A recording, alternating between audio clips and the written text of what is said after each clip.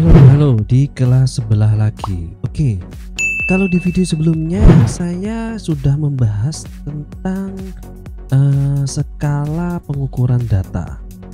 Nah, kali ini saya juga akan membahas tentang skala, yaitu adalah skala pengukuran fenomena sosial, atau ada yang menyebutnya juga skala sikap, ataupun juga ada yang menyebutnya skala pengukuran instrumen penelitian, dan kesemuanya adalah sama. Intinya teman-teman, kalau yang teman-teman sering lihat di dalam kuesioner itu kan teman-teman melihat tuh ada isian-isian di mana di situ ada nilai-nilai yang teman-teman bisa pilih di dalam kuesioner itu, baik dalam bentuk setuju, tidak setuju gitu ya, atau mungkin juga menggunakan angka-angka dari 5 ke 1 ataupun juga sebaliknya dari 1 ke 5 dan lain sebagainya. Nah, model-model yang seperti itu datanya memang menggunakan skala pengukuran data ya, menggunakan skala pengukuran data, tetapi modelnya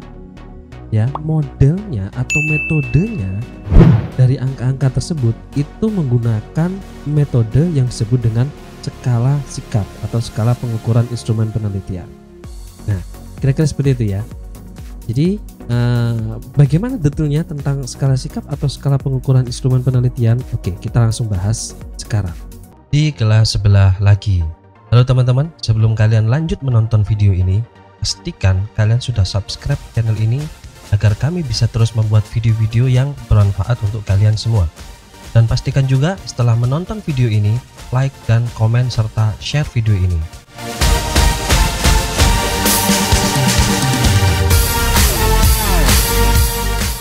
Oke, nah sebelum saya mencoba menjabarkan, jadi di sini kita review dulu sedikit ya. Jadi kita review dulu sedikit di sini bahwa di dalam kegiatan penelitian ada yang namanya mengkolek data, atau kita biasanya menyebutnya dengan teknik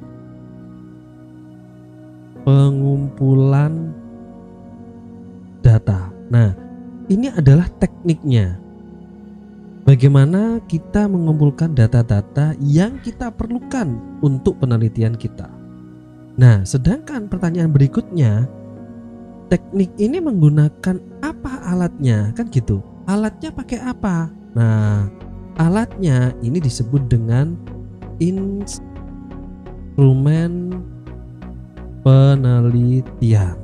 Jadi dua hal yang berbeda. Jadi tekniknya, kemudian alatnya, metodenya, alatnya, gitu ya. Jadi dua hal yang berbeda.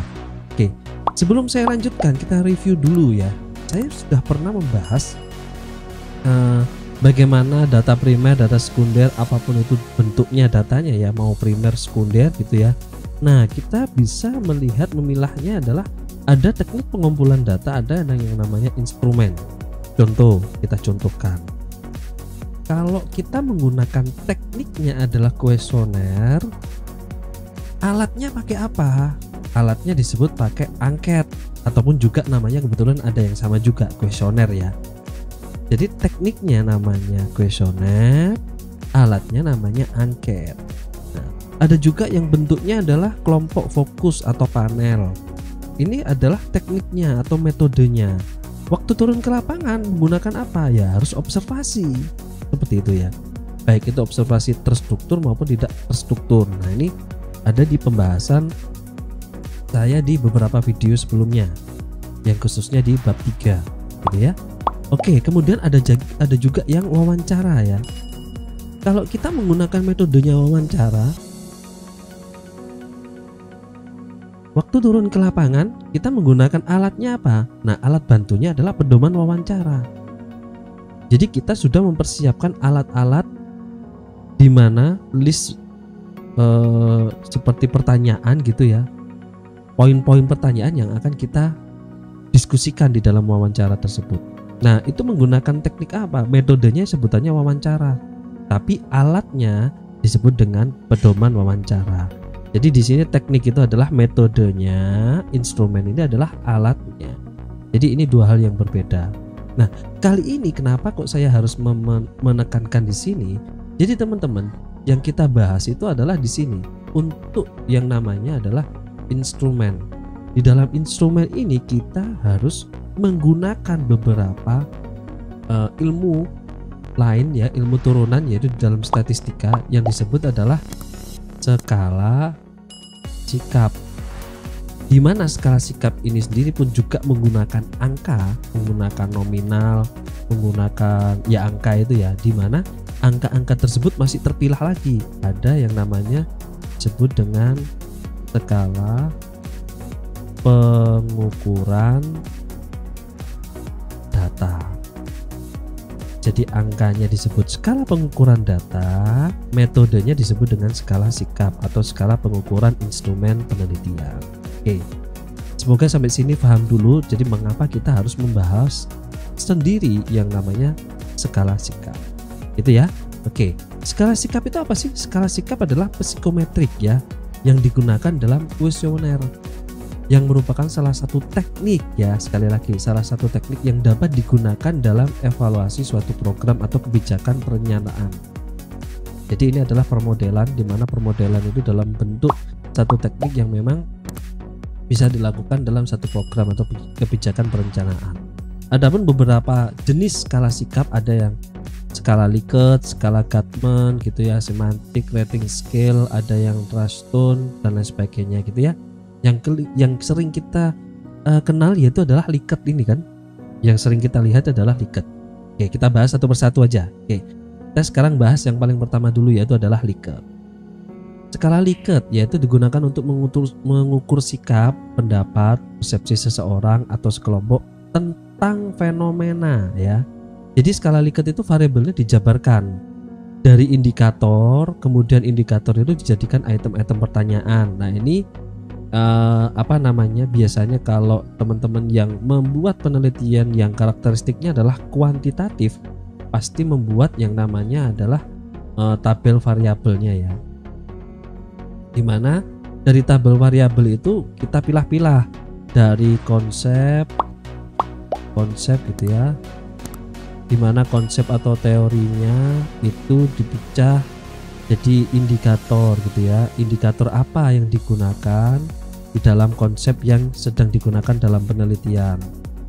Nah, dari indikator yang sudah ditentukan, dari konsep dan teori yang sedang digunakan gitu ya. Dari indikator yang sudah ditentukan berdasarkan konsep dan teori yang digunakan dalam penelitian ini, dibuatlah yang namanya pertanyaan gitu ya, item.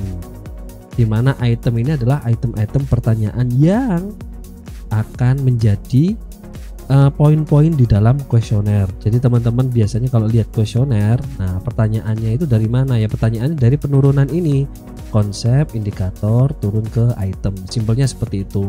Ada beberapa yang nambahkan, ada sumber dan lain, di sini ada nambah juga komponen-komponen yang lainnya yang berhubungan dengan tabel variabelnya. Nah kira-kira seperti itu, tapi kita tidak bahas ini ya, kita bahas alatnya yang disebut dengan skala Likert. Jadi semua jawaban item instrumen mempunyai gradasi dari sangat positif sampai dengan negatif. Contohnya kalau teman-teman pernah lihat, ada yang menemukan model yang sangat setuju, ragu, tidak setuju, sangat tidak setuju ya. Ada yang model juga selalu, sering, kadang-kadang, hampir tidak pernah gitu ya, atau tidak pernah. Ada juga yang sangat positif, netral, negatif, tidak pernah dan lain sebagainya. Dan ini diberikan skor teman-teman, skor 5, 4, 3, 2, 1, dan skor ini tidak lebih tinggi dibanding nilai angkanya sendiri.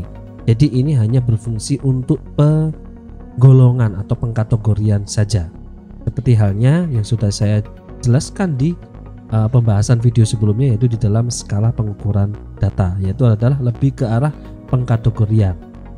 Oke, nah kira-kira seperti itu. Itu adalah skala Likert. Kemudian ada juga skala Guttman. Skala Guttman itu adalah pengukuran dua jawaban yang tegas ya. Pilihannya adalah 0 atau 1 atau 1 atau 0 gitu ya, atau mungkin juga tidak pernah dan pernah.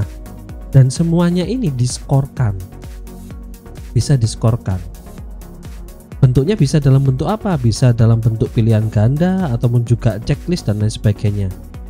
Jadi pilihannya adalah cuma satu. Kok cuma satu? Pilihannya cuma 1 atau 0. gitu ya, atau mungkin juga pernah tidak pernah. Nah ini tinggal dikasih tanda saja yang pernah yang mana. Kalau pernah ini saya kasih angka 1 contoh gitu ya, saya kasih kode 1, kalau ini 0 gitu lah. Ini nanti bisa diproses di dalam analisis yang karakteristiknya adalah kuantitatif. Oke, kira-kira seperti itu. Itu skala yang kedua adalah skala Kalman. Kemudian ada juga skala semantik diferensial, yaitu skala untuk mengukur sikap. Bentuknya tersusun dalam satu garis kontinu ya, dimana jawaban sangat positif biasanya terletak kanan. Ini ada yang terletak kanan, ada yang terletak kiri ya. Intinya satu sisi dengan sisi yang lainnya berbeda. Dari sisi yang mana sangat positif, sisi yang satunya lagi sangat negatif.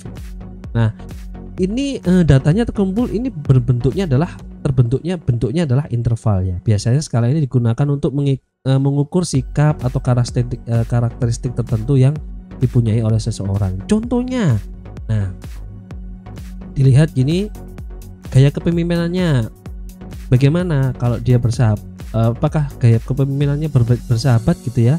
Nah nilainya berapa, dari nilai 5 ke nilai 1. Nah ini ada hubungannya. Kenapa disebut interval? Karena 5 ini bisa lebih tinggi dibandingkan 1. Karena di sini dijadikan tolak ukur, di mana yang paling pojok kiri ini adalah yang paling positif, yang paling pojok kanan adalah paling negatif, nilainya paling rendah. Nah, nilai ini yang nantinya tetap akan digunakan di dalam pengolahan analisis data kuantitatif. Jadi kalau seumpama di sini ada suatu jawabannya 4 gitu ya, tepat janji atau tidak? Oh dia sangat tepat janji. Bersaudara atau enggak? Kadang-kadang ya dia agak sedikit jutek dan lain sebagainya gitu ya. Memberi pujian, suka memberi pujian enggak? Memberi pujian sih, cuman lebih ke apa ya, cuman sekedar dari muka saja, atau mungkin minta diperhatikan. Nah nilainya 2. Mempercayai enggak? Atau dia lebih suka mendominasi? Oh dia sangat mendominasi. Nah dari nilai-nilai yang sudah terpilih ini nanti bisa diolah untuk jadi dianalisis dalam data, khususnya adalah yang modelnya adalah kuantitatif. Oke, itu yang bentuknya adalah skala semantik diferensial. Kemudian ada lagi yang bentuknya rating scale. Nah kalau di antara semuanya tadi itu, mulai skala Likert, Kalman gitu ya, semantik itu tadi, nah semuanya itu adalah data bentuknya adalah ini ya, datanya kualitatif yang dikuantitatifkan. Tahu maksudnya ya kira-kira ya. Jadi sebetulnya datanya yang tadi itu mulai dari Likert hingga semantik tadi itu semuanya adalah kualitatif.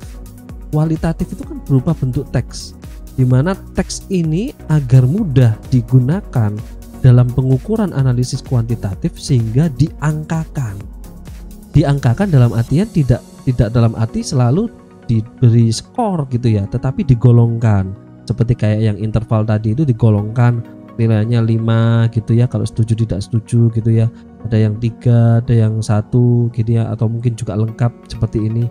Dan 5 tidak lebih besar daripada 3 dan lain sebagainya, karena mungkin lebih kepada fungsinya adalah pengkategorian dan lain sebagainya gitu ya. Nah ini sama halnya yang dimaksud dengan kualitatif atau dikuantitatifkan. Nah untuk kali ini ya berbeda. Jadi di sini diterangkan bahwa rating scale ini data mentah yang diperoleh berupa angka, kemudian ditafsirkan dalam bentuk kualitatif. Justru kebalikannya. Nah karena itu rating scale ini fleksibel, tidak terbatas untuk pengukuran sikap saja, tetapi untuk mengukur persepsi responden terhadap fenomena lainnya. Nah modelnya adalah ini lebih ke kebalikannya. Jadi sebuah kuantitatif diartikan ke kualitatif. Contohnya seperti ini, berkaitan dengan ruang kerja gitu ya. Apa sih? Kalau 4 itu ruangannya kalau sangat baik, kalau cukup baik 3 gitu ya. Nah ini kenapa kok kan hampir sama seperti kayak Likert tadi itu, berbeda ya. Perbedaannya kalau rating scale ini kita menentukan angkanya terlebih dahulu, baru kita menggolongkan pengkategoriannya. Tetapi kalau di skala Likert itu kebalikannya, kita dapat penggolongannya dulu agar penggolongan ini atau pengkategorian ini bisa mudah untuk dilakukan analisis, akhirnya dibantulah untuk diarahkan menjadi kuantitatif atau diangkakan menggunakan skala pengukuran data, menggunakan 5, 4, 3, 2, 1 dan lain sebagainya. Nah, kira-kira seperti itu ya. Dan itu termasuk golongan data yang karakteristiknya adalah interval, bukan rasio, bukan nominal ataupun juga ordinal, gitu ya. Oke, itu rating scale. Berikutnya ada juga yang namanya skala Trustone. Ini lumayan rumit ya teman-teman ya. Tetapi di sini saya coba jabarkan secara ringkas saja atau singkat saja. Kalaupun nanti ada teman-teman yang ingin bertanya dan ingin penjabaran detail bagaimana membuat ini, nanti kita bahas di dalam video tersendiri. Nah, tetapi di sini saya coba untuk ringkas ya. Semoga teman-teman bisa memahami. Di sini ada skala Trustone, ini adalah metode pengukuran yang digunakan dalam penelitian sosial untuk mengukur pendapat atau sikap seseorang terhadap suatu topik, sama halnya dengan skala-skala yang lainnya. Tetapi ya, skala Trustone ini menggunakan skala Likert yang diberi bobot. Sama halnya dengan skala Likert, tetapi skala Likert itu kan angkanya tidak digunakan, tetapi hanya penggolongan saja. Tapi yang kali ini Trustone ini skala Likert, tapi skala Likert ini diberi bobot gitu ya. Ada nilainya. Dan nilai tersebut tidak diketahui oleh respondennya. Jadi cuman skala Likert ini yang ditampilkan seperti halnya kayak gini nih. Jadi ada responden tahu tolak ukurnya 1, 2, 3, 4, 5, 6, 7 sampai 11 gitu ya. Tapi dari masing-masing ini sudah sebelumnya sama peneliti dibobotkan, diberi nilai-nilai tertentu agar nantinya dari data yang didapat itu bisa diolah sebagaimana mungkin agar mendapatkan informasi yang sedang dicari oleh penelitinya. Jadi di mana ini ya tentunya untuk ini ya mengukur tingkat kesetujuan, ketidaksetujuan terhadap suatu pernyataan topik tertentu. Lah, modelnya adalah seperti itu. Jadi pada dasarnya adalah kuncinya di sini teman-teman. Skala Likert yang ada bobotnya. Itulah adalah Trustone. Kalau bentuk contohnya seperti apa ini? Bentuknya seperti ini. Singkat saja ya, saya kasih singkat. Mungkin teman-teman pernah lihat ini ya. Tandai yang Anda setujui. Pertanyaannya apa gitu ya? Pertanyaannya adalah gitu ya. Ini yang kita bahas adalah tentang sikap terhadap pernikahan sesama jenis. Iya. Bagaimana menurut Anda? Nah, kita disuruh untuk memberikan penilaian di mana yang jawabannya adalah cuman seperti ini. Nah, kita di sisi mana, yang netral atau favorable atau unfavorable gitu ya.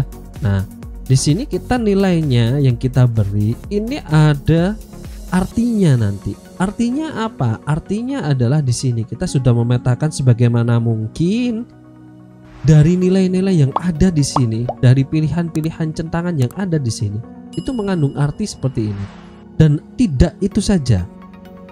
Mengandung arti kualitatifnya ini bisa di scoring nanti. Nah, dari scoring ini nanti kita bisa lihat mana yang dominan. Dari minnya kita bisa lihat di sini, dari minnya ternyata lebih dominan bukan hal yang merupakan ini ya, merupakan perbuatan yang melanggar hukum, atau mungkin juga pernikahan adalah antara seorang laki dengan perempuan harusnya, bukan yang sesama jenis. Nah, dari situ kita bisa lihat jadi mediannya itu dari mana dan berapa. Nah, tentunya saat menyusun hal yang seperti ini tidak mudah teman-teman. Kita harus menentukan dulu. Justru kalau yang kita lihat di saat pertanyaan seperti ini, justru kita tidak dari depan sini buatnya, dari belakang. Kita tentukan dulu poin-poin ini. Poin-poin yang kita tentukan ini tentunya sudah memiliki dasar. Tidak dalam hal kita persepsi atau persepsi kita sendiri. Karena peneliti pada dasarnya tidak atau belum boleh mengeluarkan persepsi yang dimana persepsinya itu tidak ada dasar acuannya. Makanya di sini saat menyusun seperti ini, peneliti ini yang paling rumit. Rumitnya di dalam skala Trustone seperti itu. Pengukuran ini kemudian pengukuran ini dipetakan sebagaimana mungkin agar bisa menjadi sebuah tolak ukur yang nantinya disuguhkan secara mudah kepada responden. Nah, kira-kira seperti itu ya teman-teman ya. Pembahasan kali ini yaitu membahas tentang skala sikap atau skala pengukuran instrumen penelitian.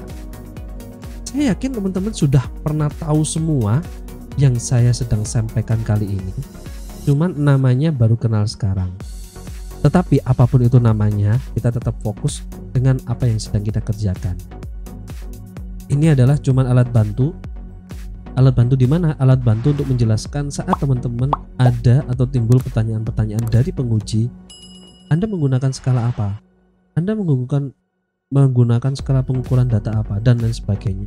Dan tentunya dengan tahu dan bisa memilah skala apa yang kita gunakan, tentu dampaknya kita ke analisisnya juga bisa menentukan analisis apa yang tepat dan bisa digunakan dalam penelitian yang sedang kita lakukan. Kira-kira itu ya teman-teman ya, yang bisa saya sampaikan. Oke, sampai ketemu lagi di video-video berikutnya yang membahas tentang cara menyusun skripsi atau penelitian umum ya, bidang lainnya. Apabila teman-teman ada yang ingin berdiskusi secara langsung, silakan menghubungi sosial media kami, Instagram, TikTok, Telegram, Twitter, dan lain sebagainya. Di situ langsung bisa direct gitu ya, langsung bisa bertanya kepada kita, dan kita coba untuk memaksimalkan bisa kita jawab secara langsung dan secepatnya. Oke, terus bagikan video ini ke teman-teman yang lainnya, karena berbagi itu indah, jangan disimpan sendiri, karena kalau Anda membantu nantinya pasti Anda akan dibantu. Kira-kira seperti itu prinsip kita saling berbagi. Oke, jangan lupa subscribe, like, komen, dan share agar kami bisa terus membuat video-video yang bisa segera membantu menyelesaikan skripsi teman-teman. Oke, semoga bermanfaat.